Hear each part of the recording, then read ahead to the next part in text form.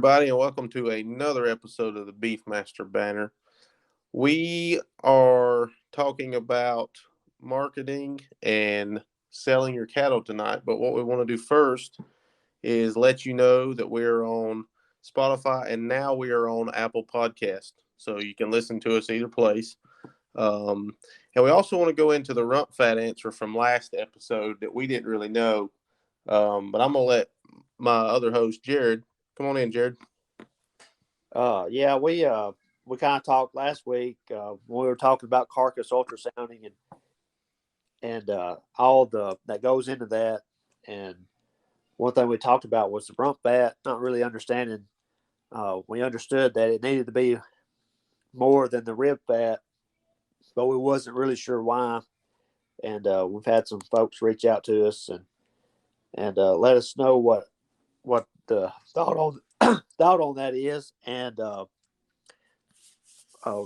rump fat is measured from a maternal standpoint to increase. You're looking for that to increase the fleshing ability after calving. So that's kind of what that's for. So, and they've been doing a little more research on that. You're kind of looking for a number maybe close to double the rib fat or a little less. So that's what we come up with, and that makes a lot of sense, especially with the maternal breed we got. That's something we definitely need to be taking into account. Yeah, it always goes back to those females, and that's what we want. Let's run over these sale results from the International Beefmaster Sebasta sale. So there was 50 live lots sold. These are all unofficial results, but what we come up with was totaled 196,400, averaged $3,958. That's pretty good. Oh yeah, definitely. It looked like the highest seller in there was 97.50. I think that was lot 15. That was a Sugar Britches son. You're always saying Sugar Britches bringing top dollar. Yeah, they're always doing something good. Seems like everything. Seems like a lot of things we have go back to Sugar Britches, so that's pretty awesome. And congratulations to Dominguez 2D Beefmasters. They looks like they brought a good one. Yeah, and I'm looking forward to. I didn't get to watch the sale, but it looked like they had a really good lineup there. And looking forward into the future there. I was actually scanning through some of the Houston sales coming up, and there's a lot of good cattle as far as pedigree and data wise in those sales too. So anxious to start seeing some pictures and videos of what they've got coming up for sale in the next few weeks at that sale. And that's always a fun one to watch for me. I never go, but I always watch it online, and it seems to be a fun one to watch. Yeah, I think it's we've been several times in years past, and the futurity is always fun and very competitive, and I think they've got a good lineup for this year for sure. Some other sales that are coming up this month. I think tomorrow, the 16th, the San Antonio All Breed sale. I seen it advertised on BBU, and then February 19th is the Beefmaster Border Classic. So there's a couple sales still left this month. Looks like when we get into March, we're going to be busy keeping up with some sale results, Jared. Yeah, it's getting to be the busy time of year, and it's always a fun time. I was looking through I think I looked through the video of the border. Is it the Border Classic that's coming this weekend? And they had some good animals in there, and noticed some pedigrees in there that's definitely interesting. Yeah, I'm try to watch it if I can, so just see what happens there. Let's roll right into it. Marketing and selling your cattle. This is a subject that is pretty popular. It needs to be pretty popular. We had a question on Facebook a few weeks ago, and what they pretty much were asking was, how do I get in a production sale? Do I have to start my own, or can I get in something? And I think the answer to that is a lot of folks start their own. I think a lot of production sales are going to be sort of closed. But if you get into the right ones and you find the right ones you buy from those people, sometimes they will let you back in there. Yeah, that's you're starting to see more of that. I think than in the past, maybe. If you kind of one of those deals, if you get in close to some guys that are in production sales, and you buy some of their product, and sometimes they're going to let you bring that product back, which is cool. I mean, that's a good way to market your cattle because you kind of can. I wouldn't say ride the coattails, but you've already got something established there, an established market to get back into. So if you like their cattle and think they're going to help your program, and that gives you an opportunity to consign back in there to their production sale, I think that would definitely be something to look at. But like I said, those are certain ones, and but for the most part, a production sale is typically a producer and they're selling their product and off their farm, and a lot of production sales have been long running, especially the most consistent ones.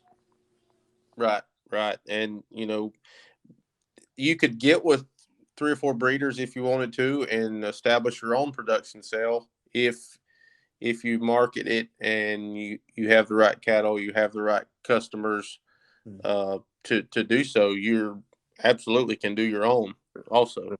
And not to discourage anybody, but there's a lot that goes into production sale as far as cost and like back to the marketing, the advertising, getting everything set up with probably a sales manager and a facility and trucking and all of that, and there's a lot to it. So there's a lot of cost. So typically there's going to have to be a certain amount of cattle to be in that production sale to make it cost.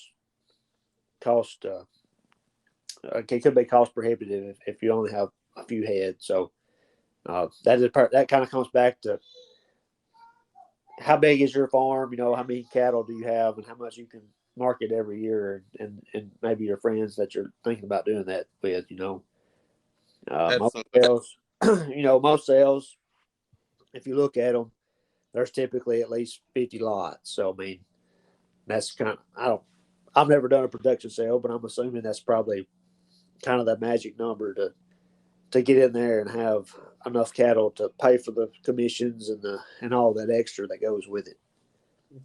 Yeah, I don't see. I think it would be hard to have it if it's much under 50. Personally, um, live lots that is, and then you can have your semen and your embryos if you wanted to after that. But let's roll into our. That kind of rolls us into our next question here. What is the difference between a consignment and a production sale for those that don't know? Well, as we kind of described what a production sale is, typically a farm or a small group of farms that's got together and they do have an annual sale. But a consignment sale is typically open to the public, but you may have to have a membership, such as the easiest example would be a BBU satellite type sale, and certain satellites may have one or multiple sales a year. You pay your membership fee as part of the group, and then you're eligible to consign to that sale. There are probably guidelines. All satellites and sales are different, so you'd probably have to, really look into what the rules are. Some of them may require you to have a scan data on that, or you have to breed the animal, or there may not be any rules at all other than that you're a member. So look into that. That's probably the easiest way to get started taking animals to sales of some kind is the consignment sales. Well, and it's just like you said, it's just a lot easier to do those, well, especially when you're just starting out, or if you're smaller or just getting started in the selling. I'm going to take SEBA, for instance, the Southeast Beefmaster Breeder Association, since we are both there. We have Miss Beefmaster America now, so there are guidelines there for what they can be to enter them, and then pretty much they get judged If you want to enter them as an entry fee, they get judged and sold the way that they were judged. But we also have just a regular consignment portion of that sale too, that anybody can, put their stuff in there if they don't want to do the futurity. And it's always welcome. I really like the way that we've started doing that. Yeah, typically with those satellite sales, they're going to have a sales manager, and you're going to pay a fee to consign that animal as far as a catalog fee, and they'll do a screening fee. They may screen the animals, and that's a good thing because they may be something that they know that your animal may not sell as well as you would like to it, and they can tell you that up front. And which anytime you have an auction, you're up to doing great or busting, So, but as far as screening, they may tell you that animal may not fit that sale or something like that too, which gives you a good heads up beforehand. Well, they may say, "Oh, that's going to work great," So that they typically go through that screening process as well. And there's satellites all over, and I'm pretty sure I can look and be sure, but I'm pretty sure pretty much all the satellites have a sale every year. You can go on the BB website and go to sales and events, and that's where all the sales will be listed. So if there's one near you, or if there's one you would like to get into, always look them up that way. Yeah, that would definitely be a good way to screen through there. And if I'm not mistaken, even maybe the Calvin or even on the website, they've got a list of some of the officers or at least the presidents that you can get a hold of, or the secretaries, and get a membership form and get started that way. But the best thing to do is just if you're new and looking to trying to get into one, just get on that calendar, screen through there, find some that's close to you, and start going to the sales and meeting people. Contact them, because just like we said in the very first episode, people's always willing to help you. You just gotta be willing to talk to them. And really, when you get started marketing your animals, satellite type sale, consignment sale is the best way to get yourself out there as far as seeing live animals and what you have to offer. There's one thing to put pictures online and things like that, but once you put your animals out there in a place where there's possibly hundreds of people, how much better advertising can you get if you show up with a top-notch animal? Yeah, absolutely, I agree. And that kind of goes into the importance of getting a good picture and video. It is, to me, of the utmost importance that you get a good, at least a good picture of the animal. And there's a lot that goes into that. There's people out here that obviously will come to you and do it. But that is a very, very important part of marketing these animals in the way that they should be marketed, because you may have a top-notch female or top-notch bull and the picture doesn't do it justice. Well, that a lot of times that may hurt the sale of them, especially if they're bidding online and that's all they can see. Yeah. So to me, it is very, very, very important to get a good picture and video. Yeah, I agree, especially this day and age where every sale pretty much is online now, say DV auction or whatever it is, and a bad picture of a good animal will ruin you pretty quick. Because if you're and I'm sure everybody's, just from my experience, if I'm scanning through a sale video or pictures of the sale, if I see something I don't like, there's a good chance I'm probably just scanning past it and not coming back, And when it comes to these satellite sales and consignment sales, you're competing against probably 30 other breeders, or let's say 50 lots. If you've got one lot, you've got 49 other lots that you're competing against, and for you to get noticed, you're going to have to stand out above the pack. And the best way to get put at the bottom is especially if they're online looking and they see a bad picture. It's hard to get over that if you're a buyer, because you're like, oh, I just don't look good. And then, unless you go there in person and see them, you may not even think twice about even putting a bid in on that animal. That's right. That's right. There's been times that I've done the same thing. I've kind of scrolled on by, and I know that there's at least one time that I scrolled by one and it ended up being a really good female that I probably could have put in my herd, but I didn't know anyone there uh, that I could call that I really I just just didn't know, and someone else got her. I'm pretty sure it was someone that was there that could see her. But yeah, it's very, very important. I mean, you've done that for me, Jared, when I was not able to go to a sale, and if you can find somebody you really, really trust, and they know what you like and they know what you dislike, they can tell you what that animal is a lot of times. But it's still hard if you're not looking at a really good video or picture. Yeah, yeah, that's right. And but like I said, it you know a bad a bad picture will send you to the bottom pretty quick, and you may have one of the best animals there, but if you only got people bidding on that animal that's at the sale, and nothing wrong, they could be the top seller, but if you want to present them in a way for everybody, that's a important piece of the puzzle. I think these days is that online presence when there's other folks bidding on there. Yeah, because let's face it. I mean, me and you've been at the same sales uh, last year a couple of times, and you and I had talked about how little people were there. But then when sale day came, they got to telling how many people were on DV auction, and it was unreal. And it makes a big difference in the sale too. Oh, absolutely, Yeah. absolutely. But That kind of takes us into we're still advertising here. Advertise everywhere you can advertise. If you're in a consignment sale, advertise that lot on Facebook. That is free advertising. They're not going to charge you a penny to go on there, because I get that sometimes you have to pay folks to get a good picture or a video or place an ad somewhere. So it's all relative to the end game as far as money goes.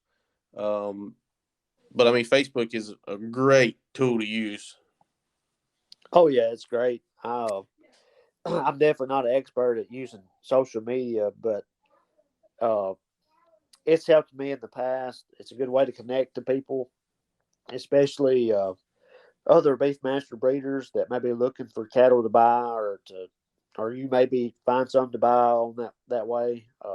It's a good network, and I definitely encourage folks to at least make a page and start putting some animals on there, and whether you're selling them or just wanting to show what you got. It's a good way to get people interested in your farm. And like Josh says, it doesn't cost anything other than your time. But then it goes back to definitely uh, be cognizant of what you're putting on there, because, like we just said, if you put a bunch of bad pictures on there, that could turn people the other way. So it could be a double-edged sword. But I think there's more benefits than there are uh, negative things about it, because you get a lot of more networking on there, and just like with this podcast we're doing, we've put a lot of it on Facebook. Most likely, you're listening to it through Facebook or however you've seen the post, and it's a quick way to get an audience, for obviously no money. So I mean, there are ways you can spend money on advertising on there and reach more people. I mean, but like I said, and I've done that before when I've sold something. You may spend $20 and it may get you so many people that it reaches, and that may boost your advertising for a pretty small amount of money. Yeah, absolutely, absolutely. And I mean, to me, and you tell me if you disagree, Jared, but I think one of the biggest dangers to selling your animal, as far as not getting enough money, is misrepresentation of your animal, and like we've been talking about, pictures and videos. Yeah, yeah. And I kind of want to go back to our satellites here. I know we already talked about them, but I kind of want to go back to them and sort of the importance of staying active in those. I know it fluctuates up and down, and this is where kind of production sales has took off in probably the last few years at least. So you're not seeing maybe quite as many consignment animals at those. When we redone our sale at SEBA, we really seen a huge jump last year. Um, and it's all about staying active in those satellites, no matter where you're at across the United States. The best way and like Jared said, that's one of the best ways, especially if you don't have a production sale, to get an animal sold and to get your name out there. So always stay active. Keep sharing that to new people. A lot of people don't know. When I first started, me and my father, we didn't have a clue about any satellites.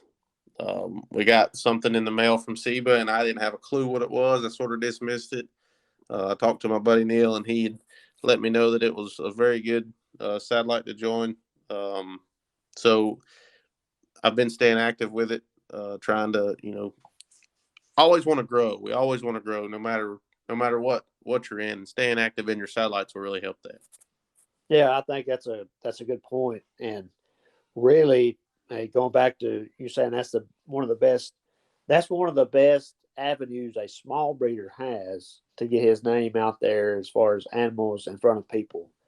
And we don't need to let these satellites die, especially these small breeders, like ourselves, may have 10, 20 head or even less than that. But that's a good way for the small breeders to have a place to advertise their best animals and attract more buyers to buy off the farm. Yeah, yeah, and it's a good place, like you said, to start.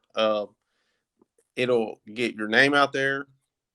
It'll show people what you got, and don't just bring anything. Bring, especially when you're first starting, bring some of the best ones. Like I Yeah, said in the last episode, you kind of want it to hurt your heart just a little bit before to know you're selling the right one. yeah, you got to. I mean, that's the thing is this is when you go to that sale and you bring your animal there. This is what you're wanting your to represent your farm. That heifer or that red heifer or bull, whatever you're selling. When people see that, they're thinking this is what the kind of animals this guy has at home. And if they can't get them bought that day, they may say, "Hey, we'll ask you, what do you have any more, or what do you have coming up?" And that's a great way to lead into getting people on your farm. Yeah, And speaking of that, I kind of wanted to, you know, something we don't really haven't discussed, and a lot of people don't discuss as far as getting an animal ready to sell is a very important part of this. Uh, all the way down to your feeding them before they get there. Take the extra time to clip them up if you can, and get that hair slicked off, and even give them a wash them off in the chute before you load them up. Take them in there and make that animal as presentable and a way for it to stand out. Uh, I think that's the best way to go that extra mile. And when those folks are walking down that aisle and looking through those pens, they see yours and it's been clipped up and prettied up, and you cut the tail off and hair off and clean under the underline there and clipped around the head and all that. And you've had it on a good feeding program, not just the last 2 weeks or a month. You've got them slicked up and a little extra fat on them. And let's all face it, the a fatter animal typically sells better than one that's very thin. Um, so get a good feeding program on there, and I think you'll be more successful going the extra mile and getting them shaped up real nice. yeah, I agree. And like I said, it all goes back to um, everything's going to cost. It's just you have to find the best cost effective way to do everything. As far as getting them clipped up and getting them ready, it doesn't take anything but your time. Um, and that's something that we haven't started selling yet because we're still building. So that's going to be a little bit of a learning curve for me is clipping animals when we start selling. So, but I think that goes back to what we were talking about earlier with videos. That kind of goes back to you don't want to misrepresent your animals. So, like Jared said, always, always, always take that extra time to clip them, um, walk around them, and there. I've seen a lot of people, a lot of consigners at consignments and production sales that they'll walk around their animal and And if anything, even if they're not meaning to, they're showing the disposition of it right there. And a lot of people take notice. I can tell you, I take notice of that. Yeah, that's another good point.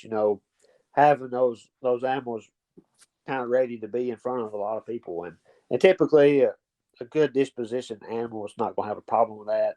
But if you're on a rather large acreage and you're going to bring them straight into the sale, they may have some trouble settling down. One good piece of advice I think is, you're going to go through that extra step of clamping them and cleaning them up anyways. So, go ahead. If you've got a place you're going to keep them up, go ahead, maybe stick a little radio in there or something for a few days before you take them. That way you get used to a little extra noise and things like that, because which that may help them adjust when they get to in a crowd like that. Absolutely, absolutely, and I think it is a big deal to a lot of people. I have a wife and an 11-month-old at home, so I won't not. Then they like to go out and see the cows and feed with us and do all this, and I don't want to have to be worried about them in the pasture with something. So that is one of the very first things, other than the normal phenotype, EPD, carcass data kind of stuff that I'm going to look at. Mm-hmm. But I mean, always reach out to experienced breeders if they may have their own sales. If you're unsure about what you're consigning and you don't know, reach out to a sale manager, reach out to an experienced breeder, like I said, because I promise you, they will let you know. They will help you. Yeah, and they're great advice. They'll give you great advice on that. That's one thing I like about this breed is there's a lot of folks that are willing to help the newer breeders and even the ones that are experienced helping each other. And before we kind of close this thing, none of this really matters without having some type of marketing plan. All these things that we've talked about, will fit in that plan. But before you start marketing your animals, you got to have a plan. Where are you selling them at? And I think you need to have this all to kind of a good idea all this together before you're purchasing animals and getting into the business, because it's hard to go from one or the other because it's such a long term type thing. So before you really jump in there deep, if you're a newer breeder, I'd be visiting these satellites or wherever you think you're wanting to fit in at. Definitely get that going first. Yeah, you've absolutely got to have a path and stick to that path. And one thing that I wanted to say in one of the last episodes, and I didn't get around to it, is just remember always you can't be everything to everyone. That's a surefire way to fail, because now you don't want to single trait select, don't get me wrong, but you can't all the time be everything to everyone. So don't, if yours is maybe missing something here and there little, maybe don't worry as much about it as long as they have the whole package together. Yeah, that's a good point. Uh, it's gonna be hard to make an animal that everybody likes, because everybody has their own opinion and their own likes and dislikes. So